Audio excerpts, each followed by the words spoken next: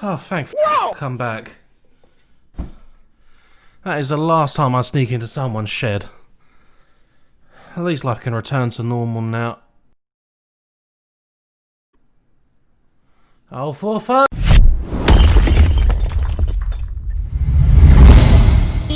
What's up, Doc? Now, I understand you're probably confused how I go from playing Alien Isolation to talking about a Bugs Bunny game from more than 2 decades ago.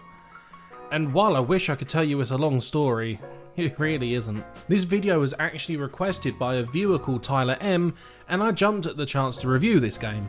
Not just because it was a viewer request, but because I grew up playing this game. My brother and I actually grew up playing this game, and even though we never beat it as children, we still loved it all the same. Originally, we only had access to it through a demo disc which only had the first real level available, and through some forgotten means, we eventually got our hands on the full release of the game. It was bright, it was colourful, it had silly music and sound effects.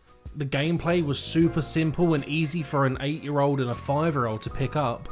It even included several characters from the show to interact with, and some scenarios straight from the cartoon as well.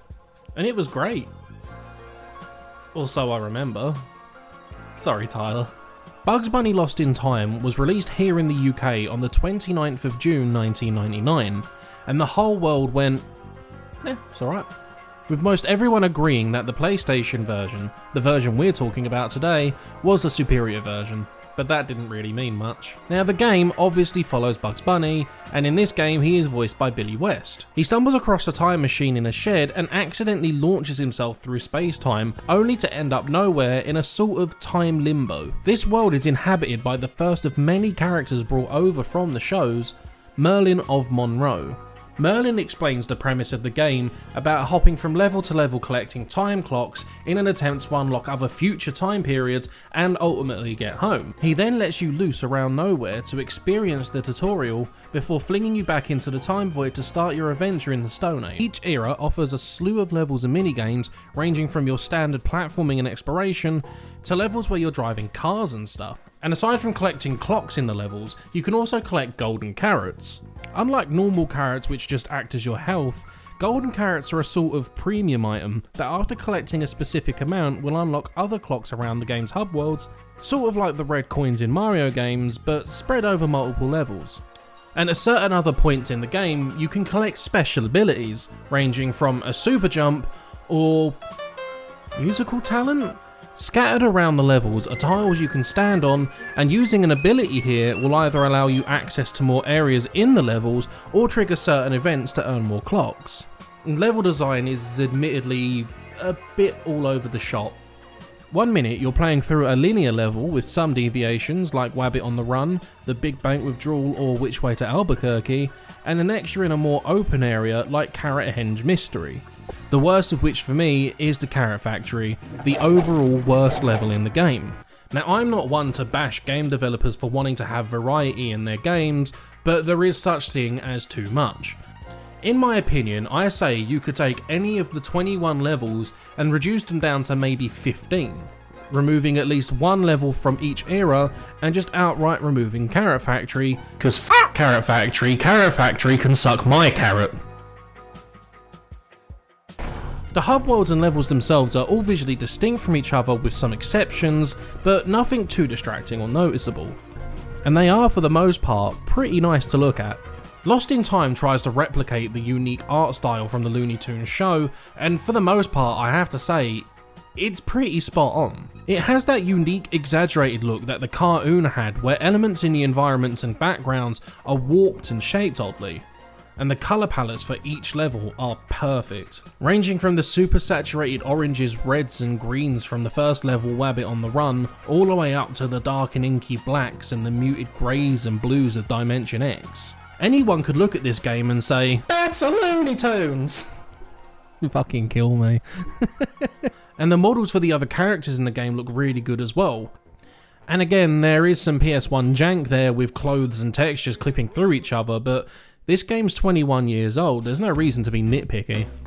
The real issue for me here, and the reason why I couldn't enjoy this game as much now as I did back then, is the controls. My God, the controls. Not once when I was playing did it ever feel like I had full control over bugs. Running feels like you're constantly moving over a slippery surface, not ice physics style, sort of like you're walking over a thin layer of grease on the floor of your local Burger King. And the same goes for jumping on enemies. It always seemed like it could take multiple attempts to land on an enemy's head, and the hitbox when kicking enemies feels even weirder. Many times it comes down to me running in a circle and kicking the air until the planets align with each other and the enemy is aligned with my foot. And going to the helicopter ears, literally the only other thing they're useful for is landing softly on certain platforms.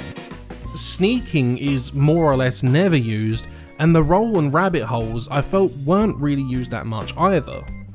But the camera can fuck right off. Readjusting myself to use shoulder buttons instead of the analog stick for camera control took some getting used to, yes, but that never mattered much anyway because the camera was constantly wanting to do its own thing. Either sticking to walls or flying about all over the place trying to find a spot to rest, and you can't use the 21-year argument here because by the time this game had come out, we had games like Mario 64, the entire Crash Bandicoot series, Spyro 1 and 2, and loads of other platformers that felt really bloody solid.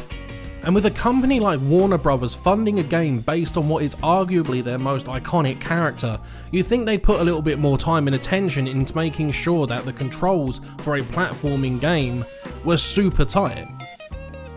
But then again, this is Infogrames we're talking about. Overall, this game was a huge nostalgia trip. I loved seeing iconic characters like Yosemite Sam, Daffy Duck, Witch Hazel and Marvin the Martian all in this charming PS1 format. I loved replaying the introductory level that me and my brother played multiple times as children on that demo disc. The music is just as goofy and as fun as ever, and from an aesthetic standpoint, the game looks exactly as I remember it, and I think still kind of holds up a little bit today in its own special way. But the controls were what really bogged this game down for me. It didn't make the game unplayable, mind you, but it made the game, especially on the harder levels, a real chore to get through. If I was to give this like an arbitrary number rating out of 10, I'd probably give it something like a 7.5. It's an inoffensive platformer with some faults in its controls, but I could see myself picking this up again in a few years. And so, Tyler, I hope this review lived up to your expectations and I didn't poop all over your nostalgia for this game. I love nostalgia trips. I love that feeling of rediscovery, especially when it comes to old games. And the next video I'm going to be doing is also a nostalgia trip for me, and it's also another viewer request. This game is a little bit more niche, mind you, and I never actually finished this game, so for me this is a sort of cold case game, or a X-File. See you in the next video, bye!